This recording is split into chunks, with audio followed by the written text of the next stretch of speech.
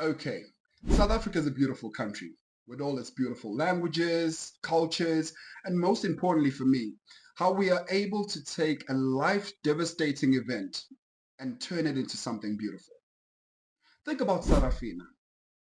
But that's not what I'm talking about today. Who I'm actually talking about today is this beautiful man. His name is Taliep Petersen, who is a beloved South African musician, singer-songwriter, and of course, theatre producer, and considered one of the most prominent cultural figures in South Africa. He was best known for his work in the Cape Malay music and co-created successful musicals like District 6, the musical. I mean, an icon. Oh, but I lied. That's not exactly who we're talking about today.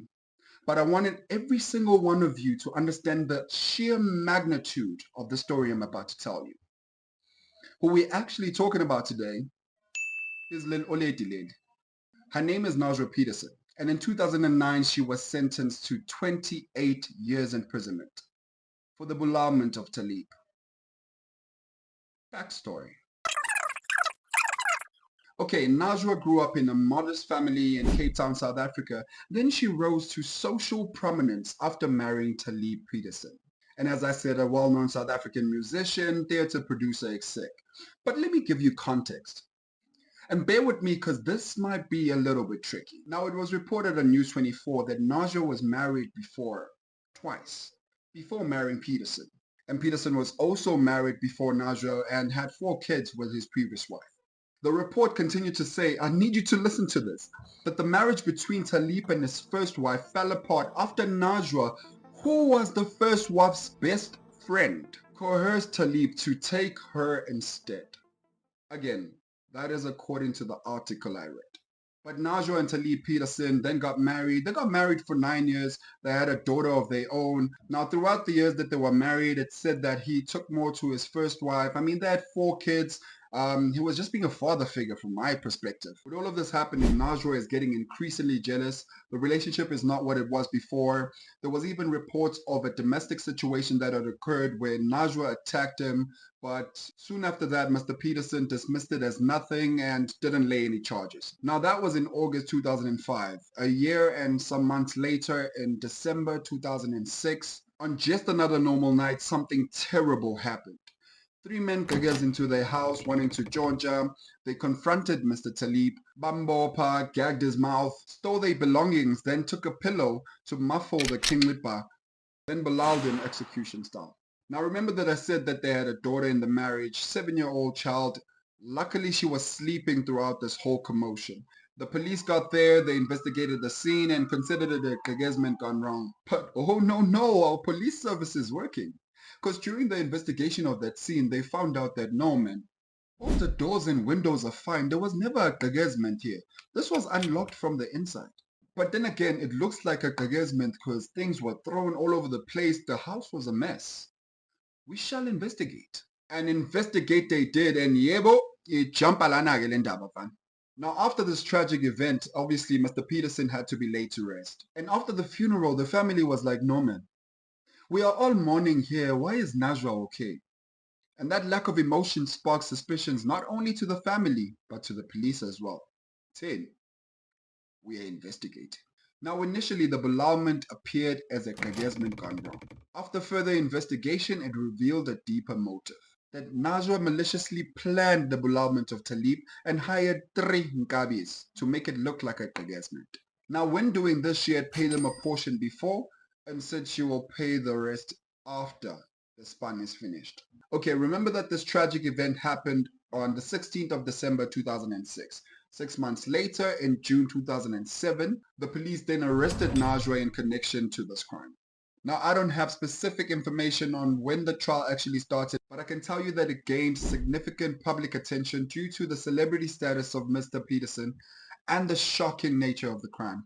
During the trial, it was revealed that she had conspired with multiple individuals and ushered them with the belalment of Mr. Petersen, making it look like a engagement gone wrong. Now, she denied this, maintaining her innocence, but remember when I said to you the door was never actually engaged? It was said that she seemingly unlocked the door for the perpetrators to enter. Now, in terms of the belalment, there was a single fatal shot, which I've already explained how it occurred. This was done using a 38 Kinglip revolver, and this information was confirmed by an autopsy. And that the pillow that was used to muffle the sound to avoid waking the child that was sleeping in the next room. This is all just evidence that was brought up in the trial, of course. Now, this was never confirmed, but one of the co-accused during the trial alleged that Najwa was the one that took the fatal shot. But then again, it's like a he said, she said type of thing. It was also said that she had staged the house to look like a Gagasman gone wrong to support her story as well. Now, a psych eval was done during the trial, and it revealed that she was seen as manipulative, using charm and wealth to mask her instability. Okay, as we pull this story together, because there's a lot of moving parts, Najwa's motive for the belourment of her husband appeared to be rooted in a combination of financial issues and personal grievances. Evidence suggests that she was dealing with a lot of financial strain, and she had even taken out a life policy or life policies on Mr. Taliep Petersen.